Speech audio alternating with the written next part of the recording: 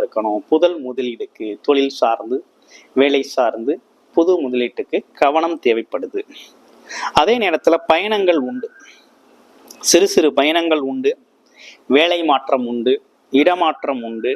அதே போல அந்நிய மதத்தினர் உங்களுக்கு உதவி செய்வாங்க. முகம் தெரியாதவர் உதவி செய்யக்கூடிய ஒரு நல்ல காலகட்டமா இருக்குது.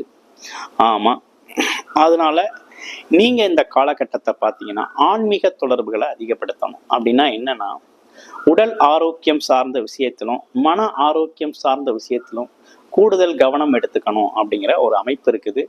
உடல் ஆரோக்கியத்துல கொஞ்சம் கவனம் எடுத்துக்கங்க அப்படிங்கிற ஒரு அமைப்பு இருக்கு. இந்த காலகட்டத்துல உங்களுக்கு முக்கியமான ஒரு விஷயம் என்னன்னா, உங்களுக்கு 11 12ஆம் இடத்துல வக்ரகதி அடைகிறார். 12 ஆட்சி பெற்று வக்ரகதியில் இருக்கிறார் சனி பகவான்.